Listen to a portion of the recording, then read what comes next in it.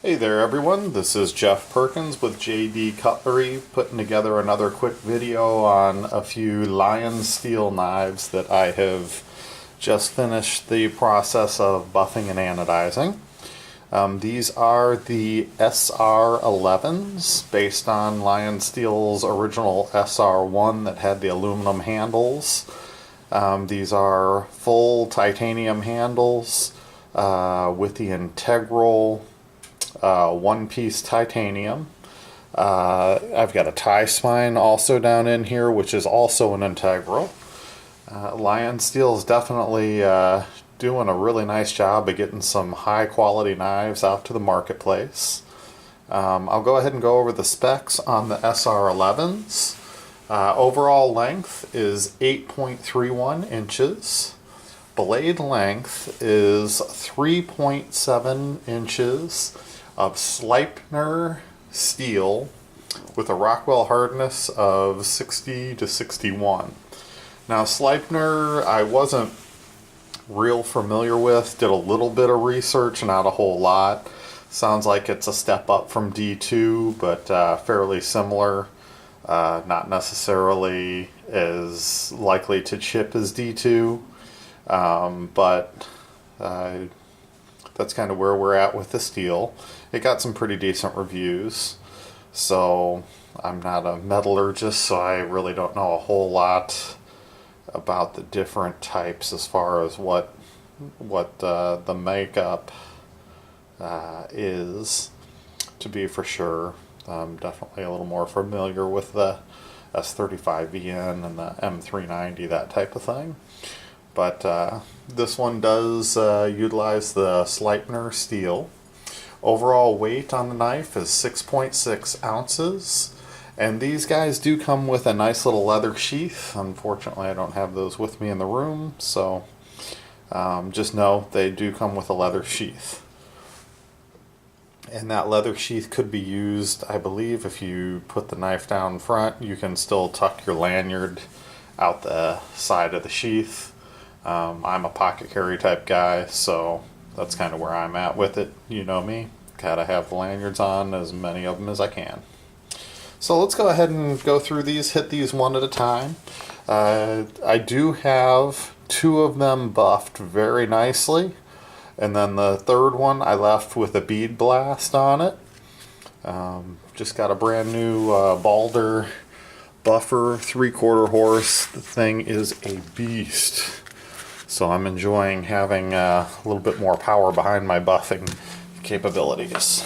Let's go ahead and start with this beautiful green to blue fade. There is a little bit of blue kind of coming from here. You can see it on this side.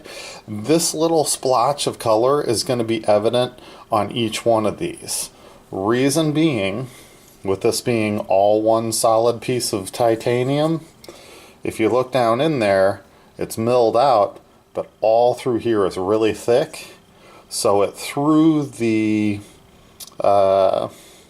electricity off, the voltage off in that area. So that is why that's there. It's going to be there on any of these that we do, just because of the thickness of the titanium and the difference in voltage that's going into that area. But these things, this is some nice titanium. It buffed up so nicely. I'm very happy with the way these look. As you take a look at this knife, there really aren't any imperfections as far as the milling goes. So Lion Steel definitely did a very nice job. There's no hidden lines that were hidden in that bead blasting. I'm not seeing any real signs of machining on this knife. So very, very cool.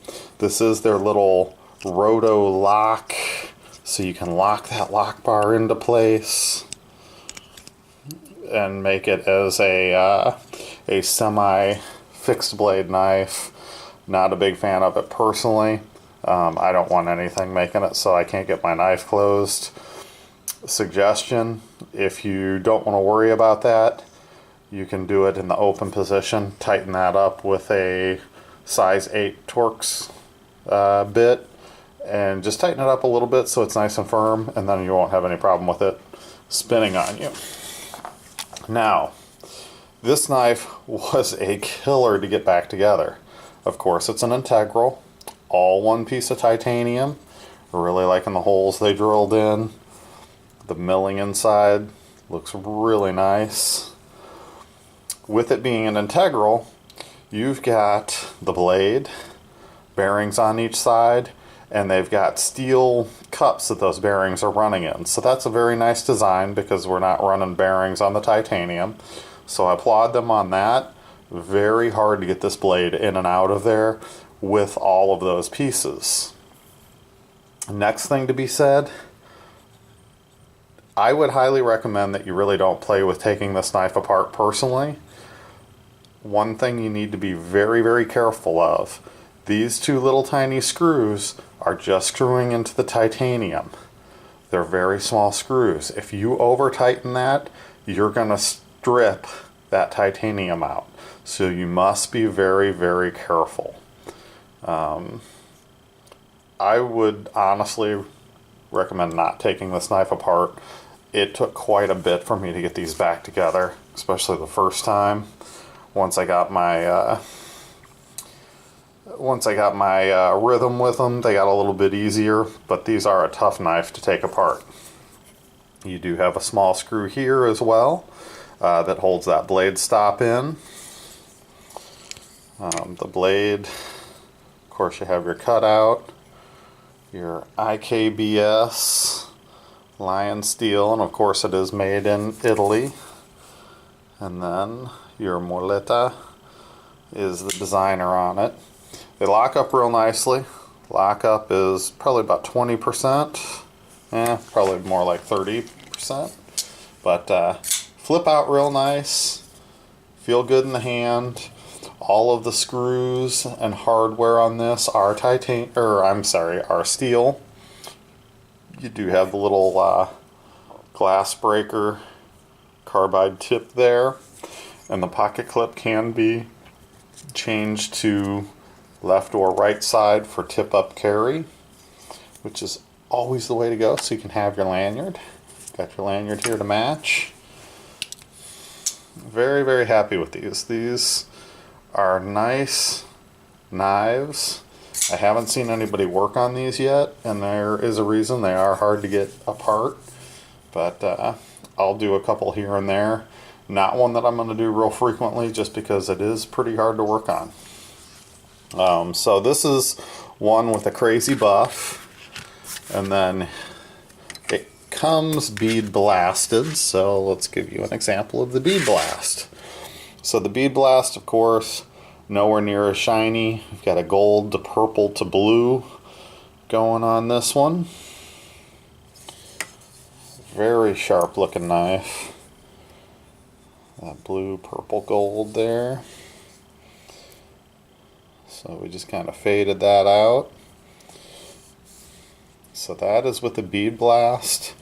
Definitely a difference in the level of shine, without a doubt. I like shiny. A lot of guys don't like shiny. That's just fine. The Bead Blast didn't show that variance in the thickness quite as much. There is a little bit on this side, but it's underneath the pocket clip. So that was kind of cool with the Bead Blast. For some reason, the buffed anodizing showed it a little bit more. Again, even earlier on this one, probably about 20% on this one. Nicely centered, and that one piece titanium, just a beautiful knife. These guys flip nicely, that type of thing. I went ahead and Loctited all these in. There didn't appear to be any Loctite on the screws in this. I Loctited those in. That way, hopefully we don't have any issues with anything coming loose, because there is that potential. If you take that screw out and you put it back in, there is a high likelihood that you're going to strip those little tiny guys. And I'm not talking about stripping the screws, I'm talking about stripping the lock bar. So be careful if you're going to play with disassembling this one. So that's the Bead Blast. And this one turned out just crazy. You got that blue to purple to bronze. Missing a screw. Unfortunately, I have not been able to locate that screw. So, out of the 3 that are for sale, the first 2 that sell, whichever 2 they are, will have the screws, of course.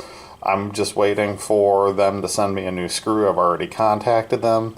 So as soon as the first 2 sell, I'll pull the 3rd one, whichever one that is. And then we will have to go with it from there. I'll have to wait for that screw to come in to get the 3rd one reposted again. So really nice blue. Again, you've got a shot of the purple going through here. This is the low voltage blue to purple to bronze. Because of that, you can see it is a little bit more fingerprint prone. Still pretty cool looking. Let's fingerprint her all up real good. I don't know if you noticed that green blue really didn't fingerprint much. The lower voltage just means the oxidation isn't quite as thick, so therefore it shows fingerprints a little easier.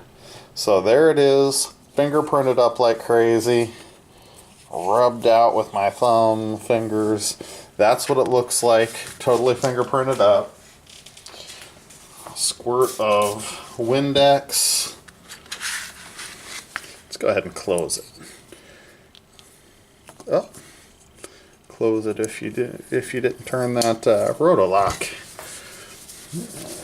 Wipe her down. Just sprayed regular old Windex on a cloth. I do recommend actual Windex.